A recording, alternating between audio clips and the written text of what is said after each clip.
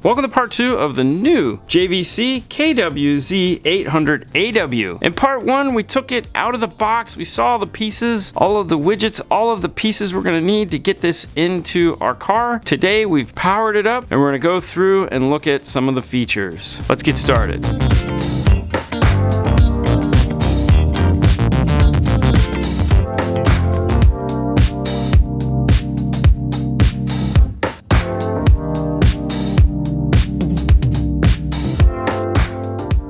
When the unit first powers up, it comes to this setup screen. First, we have our language. Default is American English. However, there are plenty to choose from. Next is our clock. Really what they're asking you to do here is set up your time zone. Pacific is default. We live in Eastern, so we've set it up for that. Simply click on it and choose your time zone. You could also choose the clock to display 12 or 24 hours. Display in buttons. This takes you to the view angle setting. The view angle allows you to adjust the screen. It's using a combination of contrast, black level, and brightness to change the appearance of the screen, because once the screen is mounted, it can't turn. Camera. If you have a rear view camera in the vehicle, there's no reason to go in to adjust this. Default is on. However, if you're going to be using any additional cameras, select camera assignment settings. Here, you can choose front camera. It'll pull up a view of the car and the camera to make sure that it's active. Hit the circle and select enter. Now, if you are using a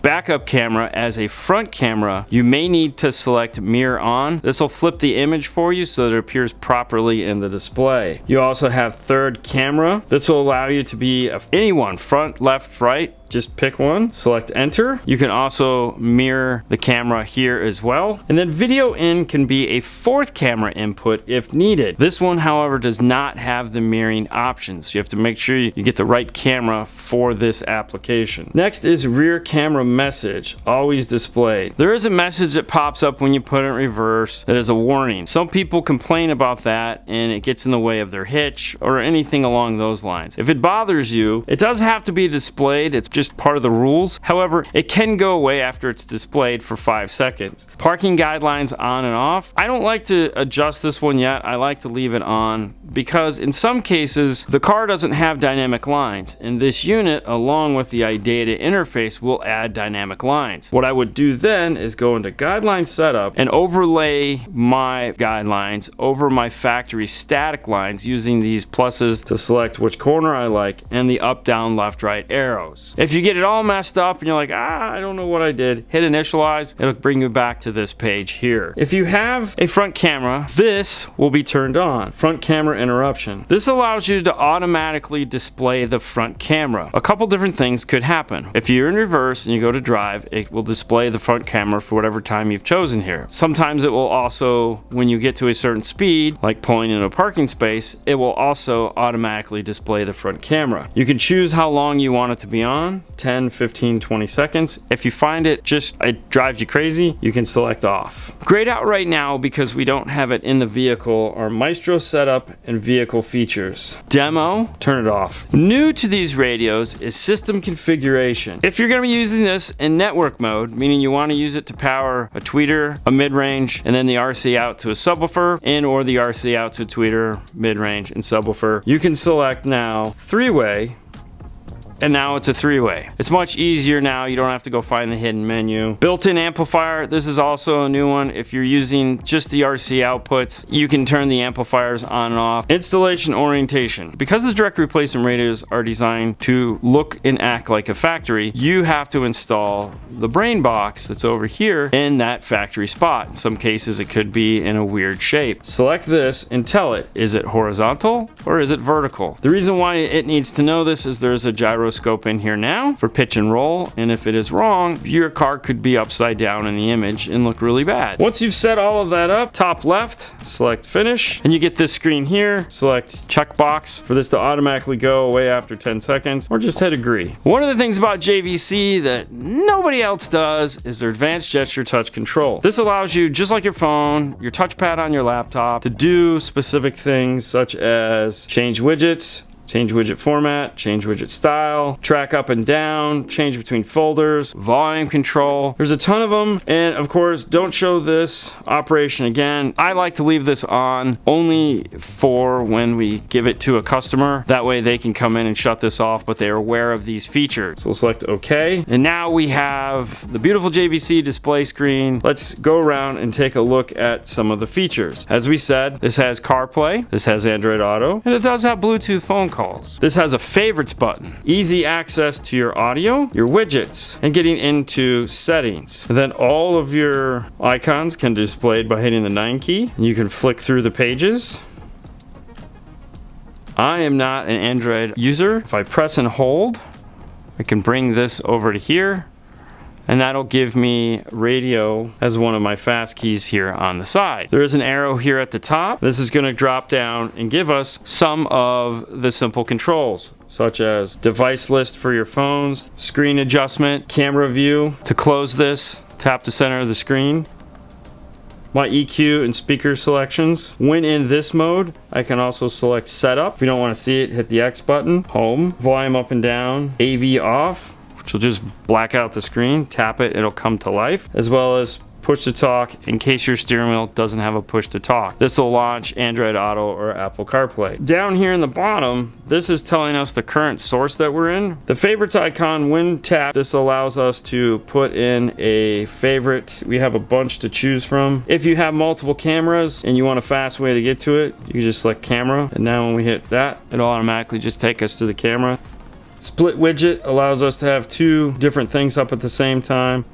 Gears takes us to setup. Let's dive into some of these setup features. Bluetooth on and off. If you're using wireless Android or Apple CarPlay, make sure Bluetooth is on. Even though it doesn't need it to do streaming, it needs it to make the connection. Your device list. If you're having a hard time connecting, this is where you can manually force the connection, as well as add a phone. Device name for when you're looking for it. One of the features that they've added into the radio that's carried over into this that I really like is reverse attenuation. What this does is when you put the car into reverse, that backup camera comes on, it'll automatically lower the volume to the system to help you focus on what you're doing. If you wanted to turn off the amplifier and you didn't do it in the setup page, this is also where you can turn that off. Displays and buttons. Dimmer is designed to sync with the illumination of the car. There is an orange-white wire that is in the harness that you don't have to worry about because this just plugs right in. At nighttime when the lights turn on, this will automatically dim the radio. Wallpaper customize. There are some moving wallpapers such as shooting star. The current is the color wallpaper. You have a nice little oceanscape. And then there's some static wallpapers. Static wallpapers allow you to just have a nice scenery, midnight sky, and if you want, you can add your own to the list.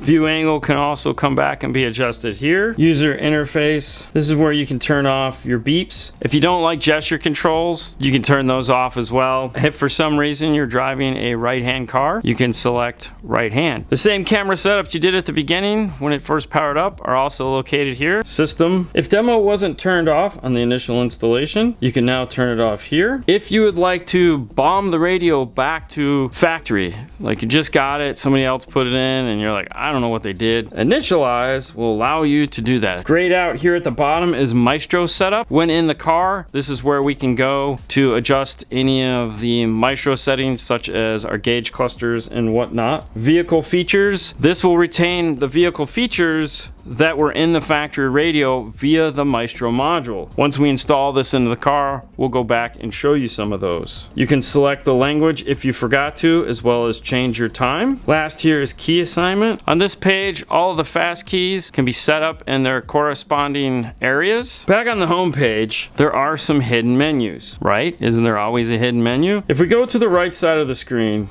and flick over, this is going to open up our operation tray. Our EQ is hidden here. We can go through presets and control our subwoofer level control. If we try the same on the left hand side, now we can get into our widget screens. We can change it over to pitch and roll. Let's see what that looks like. If I tip the brain, I can also change the lower. I can have a compass and I can know if I'm upside down. Let's take a look at the audio setup. First thing is our speaker and crossover. This gives us front, rear, and subwoofer. And on the side here is our crossovers. Front is blue. It is set for through right now. If we start adjusting it, we can see it move, as well as we can change the slope, and also we can change the gain. We have negative gain capability. This also has a tweeter shelf filter built into it, so if we're doing a set of components up front and there's no attenuation in the passive crossover for the tweeter, we can easily come in here and do that. So if the tweeters are super bright, we can turn them down negative 3 dB. Our rear basically works the same, minus the tweeter attenuation. And then for the subwoofer, the arrows go the other way, and we can adjust the slope and gain as well. One of the other features this has is speaker selection when you are in that corresponding speaker. So for example, we're in front, it gives us the option to tell it what size speakers it has. So if we have some 6x9s, where are they located, upper door, lower dash, on dash, under dash, and then how big is the tweeter if we are adding in the tweeter. If you're doing like a 3.5 inch middler or a 2.5 inch middler, I would select large. If you're doing no tweeter at all, select none. Rear gives us the option to pick the size speaker and the location. Subwoofer gives us the option to invert the phase and choose what size speaker we have. If you're going to set this up using the size of the speaker, do that first before you set up the crossover, because it will override what you've set up. If we go back to front, we can see now where it's set up for a 6x9, but the crossover is now through. We can go back and turn on our crossover. The other option we have is car type. This is a feature that gets heavily used overseas and not so much here. You have a compact, a full-size car, wagon, minivan, SUV, and minivan long. You can see why. Not a lot of options. There's nothing here that says sports car. Moving down to EQ and subwoofer level, this is where we can adjust the equalization that we were playing with earlier. Preset select, set for hard rock right now. We can pick pop, jazz, user 1 through 4. If I've found a setting that I absolutely love, because I've played with this, which I can easily just simply play with this, select memory, and then press user 1. If you by chance do this, or press and hold this, you're going to lose that setting. You also have initialize, which will just erase everything you've done. And you also have all source. These units have source tone adjust, meaning every source that you have can have a different EQ setting. The best example of that is I like to listen to talk radio in the morning on my way to work. I can make a preset using one of my memories that looks, you know, something like this, that just has mid-range and nothing else. Make that a memory. And if I'm on FM like I am now, it will stay this way. If I hit all source, it'll apply this EQ setting to everything. Position and digital time alignment. They do a really nice job of making this super simple. It comes set for all listening positions. You can easily click front left, front right, front all, or all. Front focus. Now if you select adjust, this will take you into the manual page to adjust the settings how you see fit. The one tip I'll give you here is if you're setting it up for the driver, make sure you've selected front left and then select adjust and adjust this one. You don't want to have it set for all and start adjusting it for the driver, because you'd like to be able to maybe come back and select all. It will remember what you've done in this setting as well as this setting here. When in adjustment, you have delay as well as level. These are important because in some cases, especially if you're using a tape measure, you might find that it's still either left or right bias. 32 inches is 32 inches. It doesn't change that. However, the level may need to be adjusted. So you can come in here and adjust your level to better set up your speakers. The other thing this has is we had the shelf filter for the tweeters in the crossover. If we would now like to adjust left and right independently, we can turn that shelf filter off in the crossover and come in here and adjust it here. Balance and fader.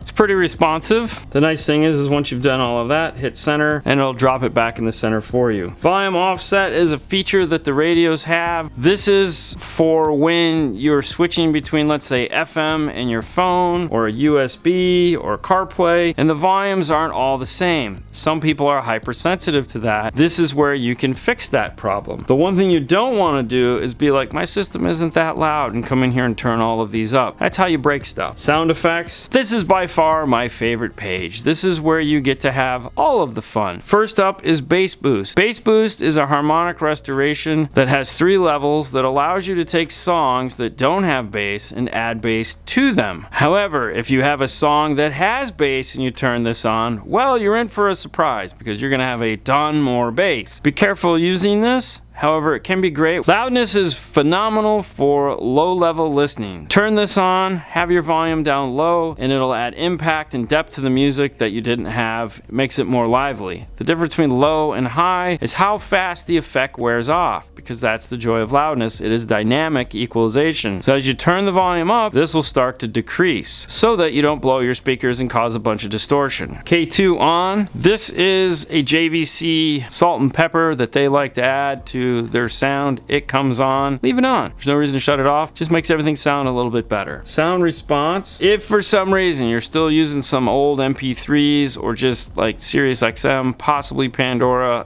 this will help it sound a little better. Sound lift and space enhancement. These are 2 features that can take your system to a whole nother level, especially if you're just ticking boxes and you don't really want to get into all of this adjustment stuff. You just want to push buttons and see how it sounds. These 2 are going to really make you happy. If you notice, Space Enhancer is grayed out because in FM you don't get it as an option. What Sound Lift is designed to do is it adds a high frequency boost that makes the sound up higher in the dash. There's a low, medium, and high. Be careful. I always turn it on high and then work my way back. It can get really intense. If you've dialed in your time alignment perfect, these 2 settings might not be as fun to use because they will kind of change it a little bit. Space Enhancement is a mid-range boost that is designed to make the cab feel a little bigger. Parametric EQ on and off. Default is off if you choose to turn it on. This is going to take you into the new Parametric EQ. This has a ton of stuff to really tailor your sound. You have 9 common bands of parametric adjustment. You have 2 front bands. You have 2 rear bands, and you have 1 subwoofer band. I know what you're thinking. 1? Really? You have choices as far as what you can do. It can be a high shelf, it can be a low shelf. So if I'm in my front, and let's say I have a set of 2.5-inch middlers in my dash, which aren't really performing the way I want them to, sure, I could go into the EQ and boost a whole bunch of the treble side of the EQ band. No.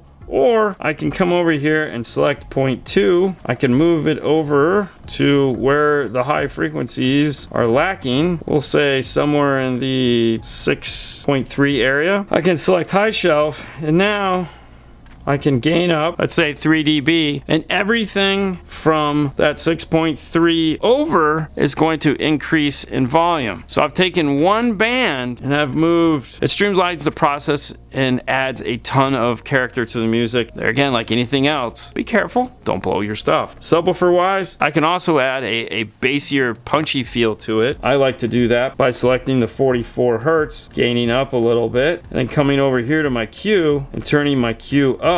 As you can see, it's starting to grow. Don't go too crazy with it, but this will allow us to just take 1 adjustment and widen out and bring up all of that bass in that area where I want it to be luscious. When I come back to common, you can see it has the line underneath it, what I've already done. That way I can keep track of everything. I have presets, press memory, then press the preset. Now, unlike the previous EQ, this does not have source tone adjust. This EQ is global and is on all the time. And I know what you're thinking, well, if I'm using this EQ, can I still use the other EQ? Yeah, it hasn't changed. You're actually stacking EQs. This allows you to have an EQ for that radio, and what you're going to be using this one for is the overall sound quality of the system. So I can get everything dialed in, sounding fantastic, and then depending on what I'm listening to, I might want a little bit more or less. You can use the other EQ for that. If I don't like what I've done, and it's just, it's got away from me, select initialize and it'll reset the whole thing. And this is the end of part 2. In part 3, we're going to put this in the vehicle. So we'll take a look at the iData kit, how to take the pieces off of our factory radio and put them into our Apex kit, how this is going to attach into it, where that is supposed to go, and then we'll see all the extra features that adding iData to this is going to bring me. But for now, we hope you guys enjoyed this. We hope you found this helpful, and we'll see you later next time.